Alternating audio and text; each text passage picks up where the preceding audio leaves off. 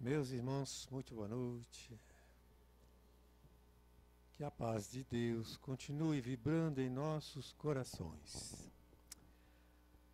Vamos começar o nosso estudo. Olha, o que é o Evangelho segundo o Espiritismo? É um código de leis universais. Vejam bem, leis. Quem obedece à lei se dá bem, não é? Inclusive as leis humanas. Quem não obedece, geralmente se dá muito mal. Imagina com leis universais de Deus. Que são essas leis morais? E o nosso capítulo é esse: amar o próximo como a si mesmo. Ah, meu Deus, não é fácil, hein? Se fosse, nós já estávamos no céu. É ou não é?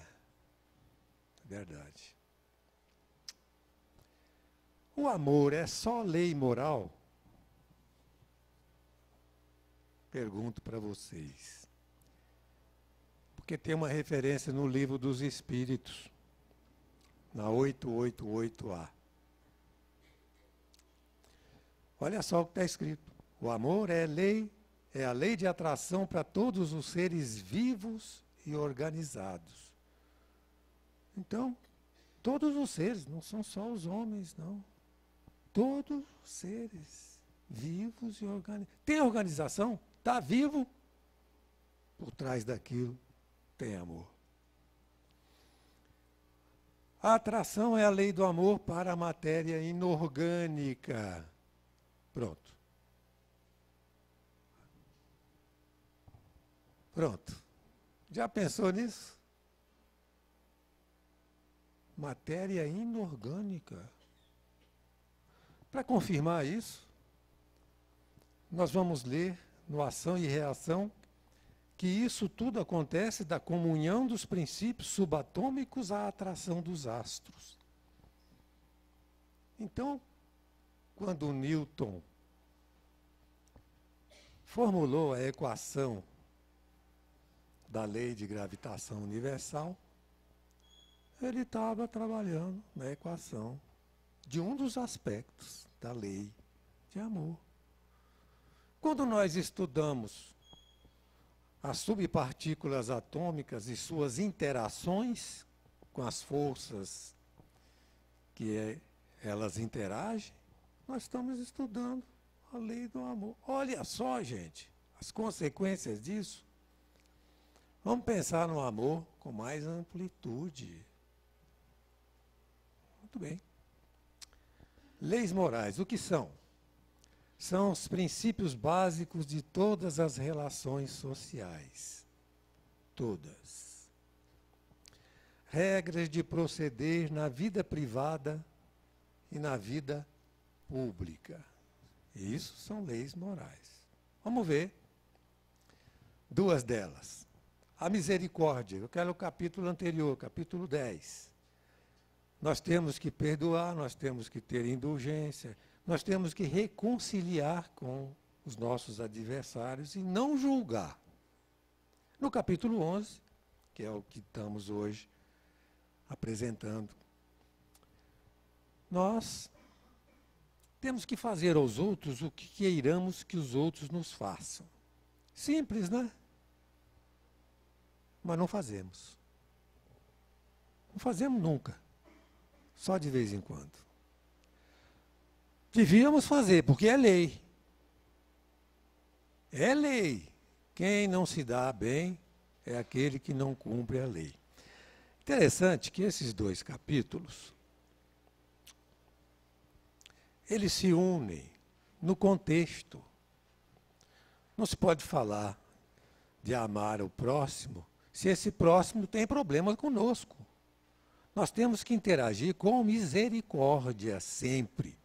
Porque não tem ninguém só que nos ame.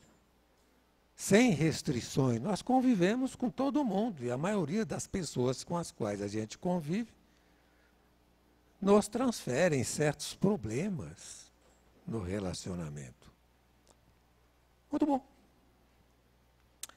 Interessante que nós temos que fazer aos outros o que queiramos que os outros nos façam. Mas é no próximo capítulo, o capítulo 12, que nós vamos ver o que é que devemos fazer, na verdade. O que é possível a gente fazer para obedecer essas leis da solidariedade, da convivência social, etc. É no próximo. Olha o título dele. Amar os inimigos. Ali a gente vai saber como é essa história de realizar estas coisas em termos práticos. Estamos em caráter filosófico, degustando as lições de Jesus. Bom, entramos no capítulo 11. A lei maior. Lei. Olha bem, gente. Lei. Qual o mandamento maior da lei? Perguntaram para Jesus. Esses aí. Esses importantes. Ele disse o que está no Deuteronômio, lá de Moisés ainda. Amarás o Senhor teu Deus de todo o teu coração, de toda a tua alma e de todo o teu espírito.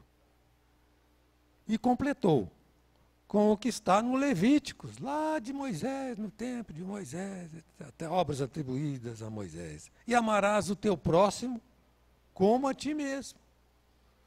Confirmou para eles o que eles todos sabiam, porque eles eram homens que estudavam o Velho Testamento. Estava tudo sabendo. Muito bem. Toda a lei e os profetas se acham contidos nesses 2 mandamentos. Então, tudo que escreveram os profetas e todas as leis consideradas morais de Moisés, está tudo aí, nestes 2 mandamentos. Por isso mesmo, quando nós estudamos os evangelhos, nós nos libertamos da prisão da letra para buscar o espírito, a alma, a força do ensino. Bom, agora nós vamos voltar para o capítulo 10. Eu falei que eles eram ligados. O alerta de Jesus. Se perdoardes aos homens as faltas que cometerem contra vós, também vosso Pai vos perdoará os pecados. Ah, que bom. Ah, papai, perdoa, Senhor. Ah, nosso problema seria perdoar os homens as faltas que cometem contra nós. Mas se não perdoar os homens quando têm ofendido, vosso Pai também não vos perdoará os pecados. Interessante, né? A gente tem que perdoar, mas o Pai não tem. Se nós não perdoarmos. Olha só a relação que Jesus fez para a nossa compreensão. Bom, e ele complementa isso, dizendo, reconciliai-vos o mais depressa possível com o vosso adversário, enquanto estáis a caminho com ele, aproveitando, está no mesmo trabalho, está na mesma casa, no mesmo lar, convivendo, etc. Está na mesma cidade, na mesma família, etc. Para que ele não vos entregue ao juiz e não sejais metido em prisão. Olha a ameaça. Olha a ameaça. Reconciliar depressa com o adversário. Porque ele pode sim criar problemas para nós perante a vida espiritual da criatura, e a gente se vê em maus lençóis. É melhor reconciliar. Muito bem. Digo-vos que daí não saireis enquanto não houverdes pago o último tostãozinho. Tem que pagar tudo. Pode ficar devendo nada. A contabilidade da vida é uma contabilidade mais exata do que as dos contadores aqui na Terra. Que vocês sabem que é uma chatice, né? Tem que ver os centavos. Quando o centavo não fecha, o caixa está com problema. A contabilidade da vida é pior do que isso. É Tudo contado. E essa história toda foi confirmada por Jesus na parábola dos credores e dos devedores, já voltando ao capítulo 11, que está em Mateus. Olha, ele começa dizendo semelhante ao reino dos céus. Eu quero chamar a atenção que essa conversa de Jesus, essa história, não é história para boi dormir, gente. Ele não veio a esse mundo para contar historiazinha, para alegrar as criaturas com histórias. Isso aí é a história da nossa alma, de todos nós, da nossa vida. Eu vou provando para vocês conforme nós vamos andando com essa parábola. Um servidor devia ao seu senhor 10.000 talentos.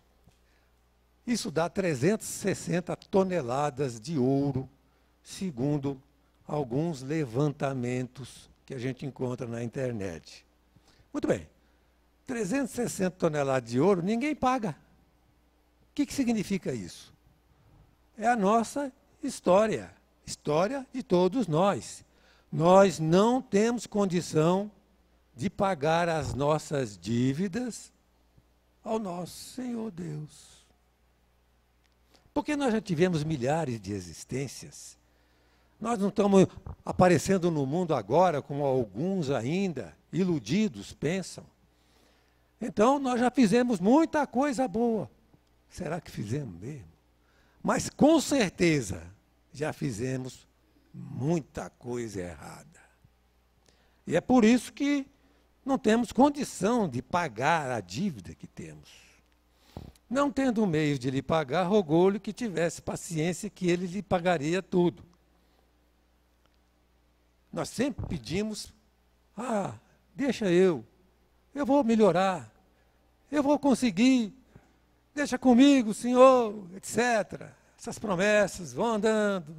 E ele concede, aqui e acolá, concede. O que acontece? O Senhor perdoou-lhe a dívida. O que será o perdão de Deus? Tem gente que pensa que o perdão de Deus é assim, está perdoado. Vamos ver se é. Deixando ir. Ao encontrar um companheiro que lhe devia 100 dinheiros, agarrou-o pelo pescoço, dizendo, paga o que me deves. Então, foi perdoado, 360 toneladas de ouro, e quando encontrou um companheiro que lhe devia uma porcaria, que sem dinheiro aí, é uma porcaria, agarrou pelo pescoço. Paga o que me deves. O tal companheiro fez a mesma coisa com ele, como ele fez com o pai. Rogou-lhe, tem paciência, eu te pagarei tudo. Mas o servo não quis escutá-lo e o mandou prender até que pagasse o que lhe devia. O que aconteceu? Os outros servidores, vendo o que se passava, informaram ao Senhor o que acontecera. Todo mundo tem testemunha a favor dele. Todo mundo tem família. Todo mundo tem simpatias. E estas simpatias fazem por nós, quando nós estamos sendo, assim como foi esse acontecimento, colocado em situação grave, difícil, prisioneiros. Muito bom. Informaram ao Senhor o que é que tinha acontecido.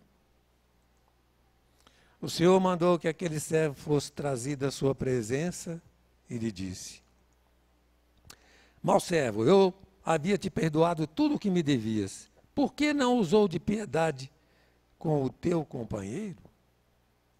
Óbvio. E o Senhor mandou que o prendesse até que ele pagasse tudo o que devia.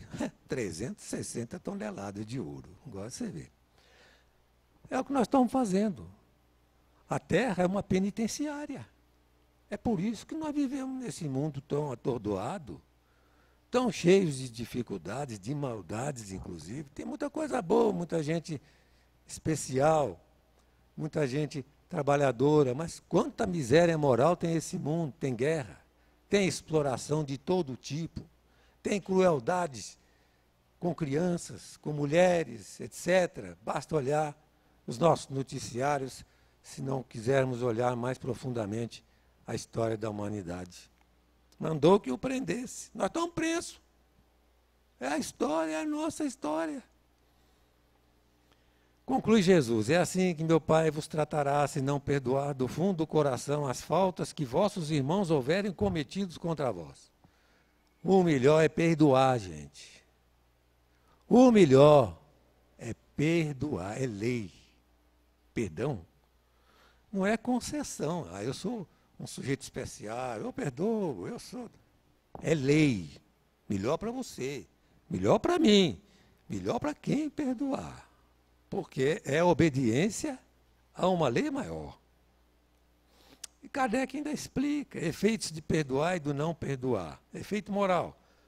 Obedecer ou não à lei do amor e da caridade. Obter ou não a misericórdia relativa aos erros do passado. Você vê, você perdoa e é perdoado. É perdoado. 360 toneladas de ouro. Claro que atrás disso tem outros considerandos. Mas vamos pegar a parábola de Jesus. Perdoa para se livrar de 360 toneladas de ouro de dívida. Olha só. Efeito material. Prender-se ou não às vinganças de um mau espírito. Sofrer ou não obsessão, subjugação e possessão. Quem não perdoa, passando de uma encarnação para outra, inclusive, sofre esses processos de perseguição por várias causas que o Espiritismo explica.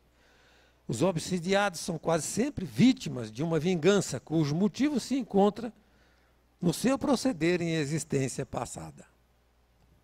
Muito bem. Quer uma confirmação disso tudo, meus irmãos? A indulgência de João, bispo de Bordeaux.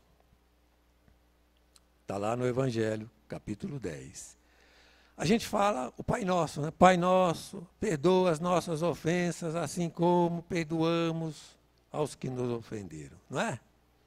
A gente não fala isso? Né? Perdoa nossas ofensas, assim como perdoamos nossas ofensas. O que é que nós estamos pedindo para Deus? Que Ele esqueça as nossas faltas? É isso que nós estamos pedindo para Deus?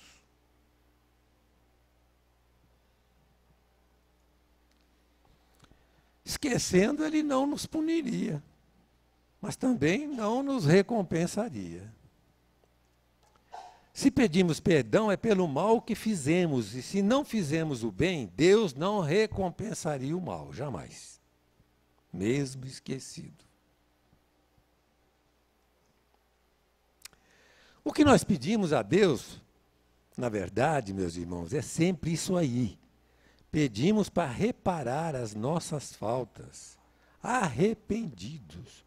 O perdão de Deus é a oportunidade de, por exemplo, renascendo numa nova encarnação, receber no quadro da família aqueles espíritos a quem nós devemos muito, fizemos mal.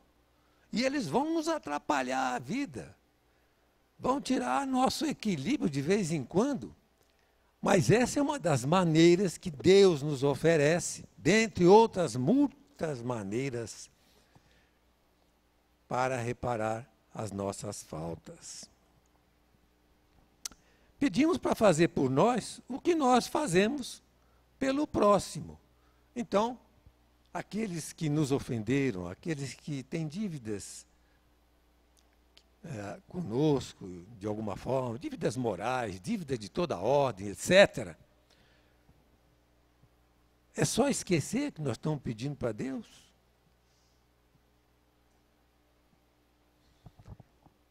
A exigência é essa. Nós temos que fazer pelos que nos devem o que Deus faz por nós. Permitir novas oportunidades de reconstrução da paz do coração, pelo trabalho, pela reconstrução. Então, não é afastar. Por isso é que no Evangelho de Jesus nós trabalhamos com o perdão, mas não só o perdão como quem está esquecendo. Perdoar não é só esquecer, é reconciliar também. Abrir as portas para a reconciliação. É claro, tem uma opção de problemas aí. O outro não quer reconciliar, etc, etc, etc. Mas o Evangelho é, sim, um estudo de equações que nos levam a exercitar a nossa inteligência para procurar as respostas. E elas estão, por exemplo, nessa obra, o Evangelho segundo o Espiritismo. Sede indulgentes, diz o bispo João. Pedro conferiu. Quantas vezes deverei perdoar meu irmão? Até 7 vezes?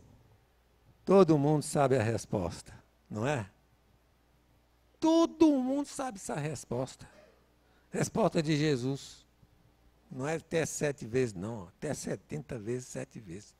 Jesus nem olhou na cara do Pedro. Nem olhou para ele. Quer agradar a Deus? Disse Jesus, olhando agora assim na cara de Pedro. Quer agradar a Deus? Antes de orar ao Senhor, ide reconciliar-vos com o vosso irmão. Vocês vejam que é uma atrás da outra. Se você não entende um dos aspectos, poxa, tem aspectos que você não pode dizer que não está entendendo. Vale também para ações coletivas, em que nossa responsabilidade não fica obscurecida pela multidão, não. Todos somos responsáveis. Por exemplo, esse caso aí que todo mundo conhece. Aquela mulher pega em flagrante adultério, no meio do povo, que queria apedrejá-la, etc. O que é que Jesus fez? Aquele que dentre vós estiver sem pecado, atire a primeira pedra. Então, para acusar os outros, se alguém a ofendeu, se alguém, etc., nos deve de alguma forma, coisas, etc., para acusá-lo, efeitos morais, efeitos especiais, família, trabalho, etc. Se você acha que você é santo, que não deve nada a Deus, etc., que você é puro, atira a primeira pedra. Então, veja bem, o que é que Jesus recomendou? Tirar a pedra da mão, gente. Nós vivemos com a mão cheia de pedra, prontinho para atacar nos outros. Pela língua, pela palavra, pelo próprio pensamento, por sentimentos desgovernados, por paixões, etc. Tira essas pedras, joga fora, bota no lixo, ou quer dizer, bota na estrada. O lixo não precisa de pedra. Dá para o homem lá que está construindo uma casa, ele vai apreciar as pedras. E são muitas as que nós carregamos, na verdade. Jesus faz da indulgência um dever, porque não há ninguém que não necessite de indulgência. Quer dizer, todos nós precisamos de indulgência. Aí Kardec entra para explicar uma coisa que está faltando aí. Alguém pode pensar, bom, se o negócio é esse, eu ando devendo umas coisas para o fulano, eu acho que eu não vou pagar, porque ele é obrigado a me perdoar, etc., né? É que Jesus completou sempre os seus ensinamentos com ensinamentos sempre maravilhosos, perfeitos, inteligíveis, racionais, lógicos. Por exemplo, dar a César o que é de César. O que é que significa isso? Aplicado ao estudo que viemos fazendo do perdão, da misericórdia, da compaixão, etc. Condenação de todo prejuízo material e moral que se possa causar a alguém. Nós não temos que estar causando prejuízo para os outros. Nós temos que ter o nosso comportamento ileso de qualquer coisa que nós possamos realizar, que nós possamos devolver, nós possamos pagar. Não tem que ficar pensando que evangelho vai dar cobertura à hipocrisia, à falsidade, à preguiça, etc. Respeito aos direitos de cada um como cada um deseja que se respeitem os seus direitos. Cumprimento dos deveres com a família, a sociedade, a autoridade, os indivíduos em geral. Então não tem jeito. Nós temos que cumprir os nossos deveres, mas temos que perdoar. O quê? Tudo que pudermos, etc. Caridade até para com os criminosos, gente. Vocês acham que deve ter? Porque a sociedade tem sido cruel com os criminosos, de certa forma, botando 10 onde só cabe 1, 1000 onde só caberiam 100, etc., dentre outras coisas. Olha, orai por eles, recomenda essa rainha da Inglaterra, espírito já. Poderão ser tocados de arrependimento. A oração é uma obrigação também, gente. Vocês não acreditam? É. Orar pelos que estão em dificuldade, em sofrimento, é obrigação. Não é compaixão só de ficar dizendo, eu sou bom, eu oro por ele. Nada disso é obrigação. Nós devíamos prestar atenção nisso. Não os desprezeis. O criminoso é tanto vosso próximo como o melhor dos homens. Então, é preciso lembrar disso. Se nós hoje não temos um problema especial nessa ordem, já tivemos. Já tivemos no passado, por exemplo. Já tivemos nessas aflições. E a oração ajuda tanto.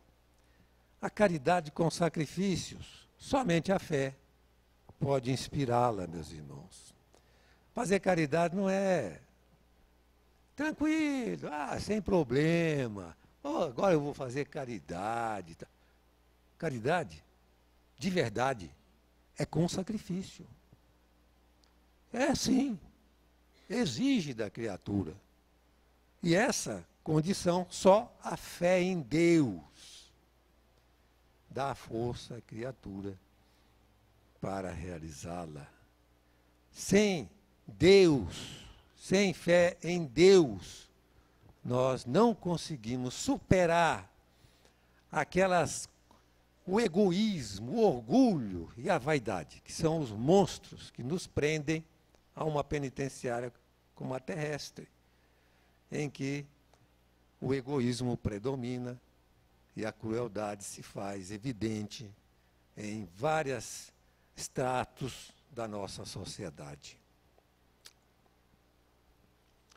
E se você quiser retirar, como eu também estou querendo, a trave do orgulho e do egoísmo, aproveita essa imagem para meditar nela. Faz uma demolição das construções do passado, joga no lixo, porque em cima dela nós temos construído o nosso modo de pensar, nosso modo de agir, nosso modo de ser, etc. E volta-se para, por exemplo, o pensamento que Sócrates divulgou com tanta ênfase e que a filosofia sempre se recorda e que, na verdade, veio lá dos egípcios. Conhece-te a ti mesmo. Para realizar essa obra interior, para essas mudanças, para ter essa fé em Deus, essa coragem de realizar coisas no sentido do bem, do amor, da construção da paz, no nosso lar, no nosso campo de atividades sociais, do trabalho, etc. Nós precisamos de nos conhecer, meus irmãos. Mas a gente gosta de conhecer os outros, né? Tão legal, tão importante. E se a pessoa tiver fama, etc., aí mais gostoso fica. Importante é a gente se conhecer. O resto vai nos dar grande prazer. Mas nós seremos mais felizes se nos conhecermos. Aí vem Kardec e diz o seguinte: a transformação da terra. Quando os homens adotarem essas máximas, quer dizer, as palavras de Jesus, máximas são as palavras de Jesus, como regra de conduta, compreenderão a verdadeira fraternidade, que é o que nós temos sede. É o que nós temos sede, como gostaríamos de sermos bem tratados, quando precisamos de alguma coisa na área da saúde, na área do trabalho, na área do pensamento, do estudo, etc. Farão que entre eles reinem a paz e a justiça. Não mais haverá ódios, nem dissensões, mas somente união, concórdia, benevolência mútua. Esse é o mundo do terceiro milênio, que ainda está capengando aí, coisa e tal, mas vai sim melhorar, porque essa promessa é velha na terra. Jesus mesmo a fez. E nós temos essa expectativa. Todos os povos, todas as religiões esperam esse grande momento, como se ele fosse cair do céu, mas ele não cai do céu. Ele tem que cair do nosso coração mudado, do nosso pensamento direcionado para obediência à lei que rege as nossas relações sociais, que é a lei de Deus, que se fundamenta no amor. É tudo tão simples, meus irmãos, mas nós ainda temos, sim, grandes dificuldades. Mas digamos assim, hei de vencer, hei de conseguir, e vamos procurar realizar isso dentro de nós, para estabelecer a paz no mundo. Assim seja, graças a Deus.